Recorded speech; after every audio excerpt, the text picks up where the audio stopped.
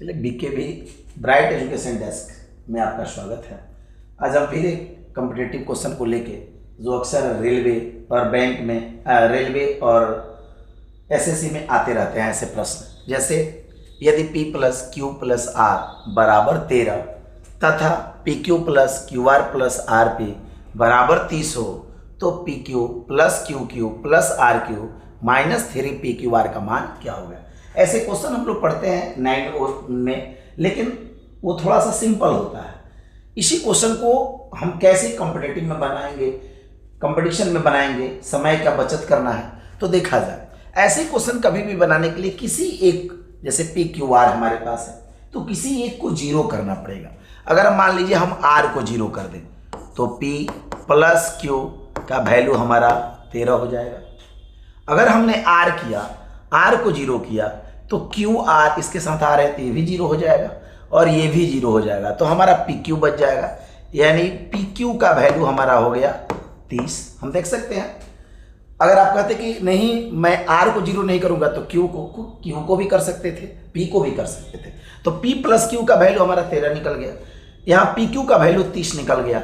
अब हम एक क्वेश्चन पे आएंगे, तो क्वेश्चन पे आएंगे तो देखेंगे ये आर है यहाँ तो ये भी जीरो हो जाएगा, इसके साथ भी आर है तो ये भी जीरो हो जाएगा। यानी हमारा बचा क्या, P Q plus Q Q, यानी इसी का वैल्यू हमें फाइंड करना है। तो जैसे हम A cube plus B cube का नॉर्मल फार्मूला जानते हैं, वैसे ही इसको भी लगा देंगे। पी प्लस क्यू का the whole cube minus 3 P Q into P plus Q. अब वैल्यू पुट कर देंगे। पी प्लस क्यू का वैल्यू हमारे पास दिया है, कितना दिया है 13, 13 का क्यू हो गया माइनस 3, पी क्यू का वैल्यू हो गया 30 और पी प्लस क्यू का वैल्यू हो गया 13।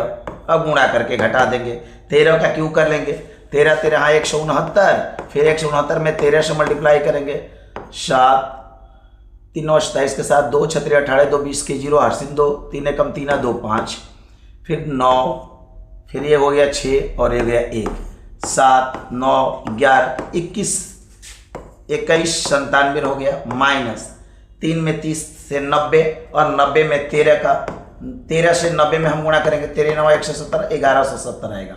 अब इसको हम घटा देंगे तो ये 7 में से 0 गया 7, 9 में से 7 गया 2, 1 में से 1 गया 0 और 2 में से 1 गया, यानी 1027। ऑप्शन नंबर हमारा सी 1027 इंतजार कर रहा है और 1027।